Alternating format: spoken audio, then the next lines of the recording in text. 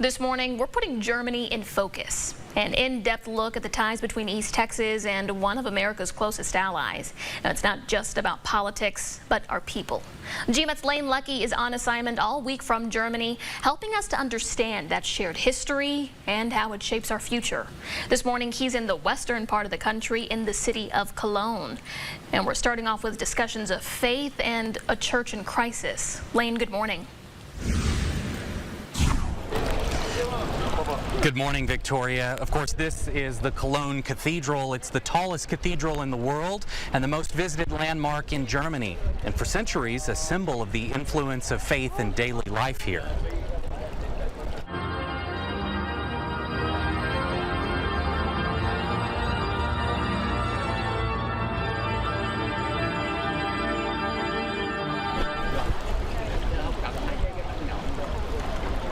But this is also a home to a church in crisis.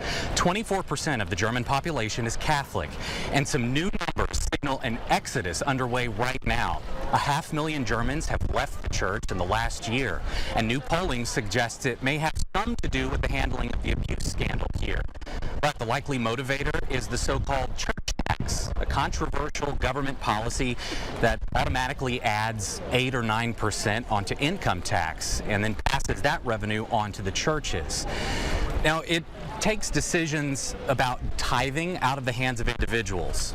And with few exemptions, one of the really only ways around this is to renounce membership in the church. Now, what's happening here in Germany is also a concern back home in East Texas. Bishop Joseph Strickland of the Diocese of Tyler recently warned of what he calls an evil and false message that's invaded the church. Earlier this year, he joined more than 70 bishops around the world, signing his name to a letter raising concerns over proposed reforms right here in Germany. And those included blessing same-sex unions. Now, the German bishops are expected to bring this and many other controversial topics to a meeting at the Vatican coming up in 2 weeks. It's called the Synod on Synodality, the first of 2 sessions to advise Pope Francis. Now, the Assembly of Clergy and Lay People are expected to discuss everything from female deacons, the inclusion of LGBTQ Catholics, married priests, and preventing abuse in the church. Last month, Bishop Strickland has issued 3 pastoral letters to 120,000 Catholics in East Texas, calling for the faithful to remain vigilant. Next month's assembly in Rome and this earlier process I mentioned here in Germany, they've been frequent topics on the bishop's weekly radio show. I think a lot of people are walking away from the church, not because we're asking too much, but because they're hearing that what the church has been is changing, and they don't want any part of it. I don't want any part of it. It's not going to change. And that's what we've got to hold the line on. Yes, we reach out to everyone.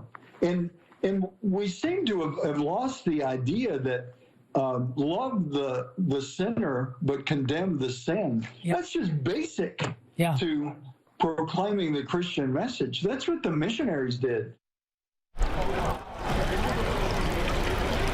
Now, the bishop says the upcoming synod is asking questions about the Catholic faith where answers already exist, and that these are attempts to change the unchangeable.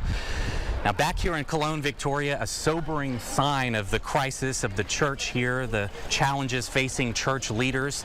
In a country of more than 80 million people, only 1,400 people in the last year joined the Catholic Church here in Germany. For Good Morning East Texas, I'm Lane Luckie. Lane, definitely several ties between Germany and East Texas that we will be diving into later this week. Thank you so much. Be safe out there.